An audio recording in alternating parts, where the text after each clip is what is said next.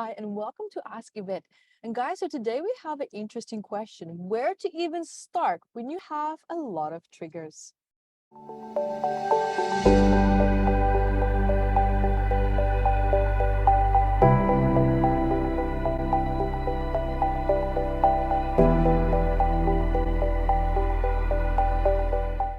Hi everyone, Yvette Rose here and welcome. So guys, for those of you who don't know me, my name is Yvette and I'm also the founder and also the author of Metaphysical Anatomy, which is a big book of 679 medical ailments where we discuss the psychosomatics of ailments for adults. And of course, we also have a kids version. Guys, I also have free weekly masterclasses it's absolutely free. You can register at evetterose.com. And we also have our intuitive body reading workshop where you can learn how to read the body like a book. And also our intuitive body spirit workshop where I teach you how to connect to your guides, how to connect with them, how to work with them, how to heal with them, how to find your own healing, rhythm and modality within that as well, and how to read animals and also how to heal animals at the same time. And then also what we have is the MAT level 1 healing course, which is where I'm going to be teaching you how to release trauma effectively and very gently, whether it's for yourself or also if you want to become a practitioner, which is completely optional. And remember that if you bring 2 friends with you, then you can come for free. So I'm looking forward to this topic. This is an interesting one because this is something that I have been stuck with as well. And I'm sure many of you can go like, I'm listening. What is Yvette going to say? Okay, so first of all, when there's a lot of things going on, you have a lot of triggers from multiple different situations. That can happen. Listen, that's happened to me as well. So no one is above that. And when this happens, the first knee-jerk reaction will normally be your default instinctive coping response. So a lot of people, they might go into fight mode. A lot of people might go into freeze mode. A lot of people might go into hiding mode. A lot of people might just be completely disassociated and just completely numb to it. So first of all, it's important to recognize what is your default response in relationship to trauma and stress and a lot of triggers. Like what is it that you normally would react to if you do get upset? But in this case now, what's happening is that you have several things that you are actually really upset about. All right, so I got photobombed by little Zaya. All right, so being a mom. And so now, once you've at least established that, you know what your comfort zone is, because that's always going to be your default. But just because it's your default, this can actually also mean that you actually get stuck in that. This can also kind of like become your little place where you start to feel safe and we can kind of like hide in and become stuck in. And when we become stuck in something, it means that the more triggers it is that comes up, we kind of stay stuck in that coping response. So which means this response can now become our little haven, subconsciously, of course, and these triggers become more and more and more until we hit our threshold. And when we hit that threshold, it's not always pretty. So this can come forward in, anger outbursts. It can come forward in anxiety attacks, panic attacks, just feeling like a complete meltdown, like a complete breakdown, making wrong decisions at the wrong time because there's so many emotions you can't think or feel clearly. So all these things can start to take place and your life can become quite messy if you're not careful in that sense. So the first thing that I love to do and what I personally do in my life as well is when I'm triggered, I love to clear the white noise. So white noise is almost like, when you listen to like a radio station and you kind of like between stations, you have like that white grainy noise. This is what I'm talking about. It doesn't really make sense and it's just distracting and it's just all over the place. So there's nothing valuable within that. So that's normally the multiple triggers and the reaction.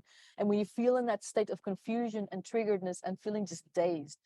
Now, what I love to do is I pretend that I actually have a box, right? I pretend I have a box and I'm putting all these things, everything that pissed me off and that made me upset or made me sad or just made me feel like I want to run away, whatever they are, put everything in that box and you pretend that you're holding everything in your hand right now.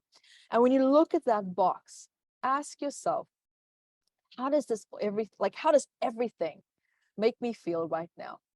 How does everything make me feel? The answer to that question, resolve that first. Just resolve the overwhelm within itself, right? That's the best thing that you can do. And at the same time, before or after that release, what you can also do is go into what's called the alpha brainwave state. I absolutely love this because what this does, it resets the nervous system. So when you have a lot of adrenaline, a lot of cortisol flowing and pumping, now there's going to be a lot of instinctive responses, a lot of emotions coming. Emotional body is active, your mind is active.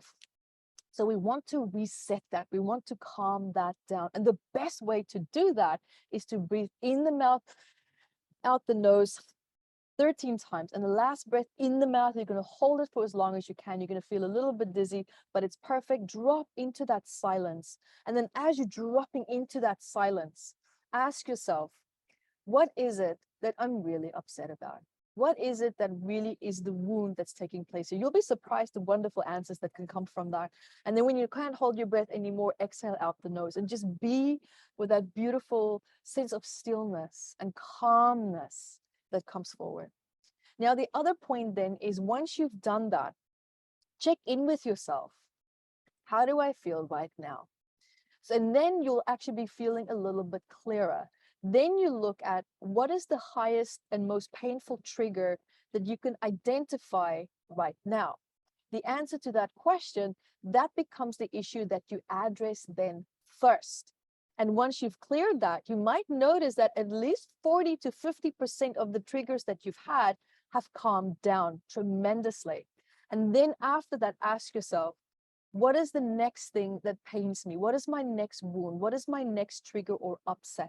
And then address it from that perspective then again. So this is normally how I like to just break it down when things just get overwhelmed, because at that point in time, people can get into what's called like autopilot mode. You try to do too much. You just end up self-sabotaging more. You just really screw things up. I almost use the fuck up word, because that's really what happens, right? Because there's so many emotions. And so when we get a grip on those emotions and realize that they are just emotions, and when you have triggers, it's important to just consciously, I can't repeat it enough, that what you're feeling is related to the past. The past is not real anymore, right? So the moment you can just go, okay, I feel this and it feels so strong, it feels so real, it feels so close to me. Okay, but whatever it is that you feel that's so close to you, it's in the past. Whether it's 5 minutes ago, 10 minutes ago, it's in the past. It's behind you. It's not in front of you anymore. That perspective alone is tremendously powerful for me, because that means it's now in the past, and what's in control now? Me. I am. Because the present moment is the most powerful moment, because everything that you do as of there in that present moment is defining your next 5 minutes, your next 10 minutes, your next 20 minutes, your next day, the next year. Whereas in the past, that's done. It's in the past. So there you have it. Thank you for this great question. And until next time, be the light that you are. Thank you guys for joining me here. And also remember to subscribe to our math membership website. You can check out so much more. There's so many free healing courses there as well. Go to EVETTEROSE.com, see all the free masterclasses and events that we have coming up. There's always something happening on our platform. And we love to hear from you for the Ask Yvette episodes, but also for the psychosomatic patterns that you would love for us to talk about, especially when it comes to these books, the research that's in it. And there's so much to be learned and so much to be shared as well. So I love your questions. Let us know what's on your mind. Let us know what you would love me to address as well. Life challenges, it's endless. Guys, thank you so much for being here with me today. And remember to subscribe so that you can stay up to date with the latest and greatest videos that's coming out just for you. Until next time, be the light that you are.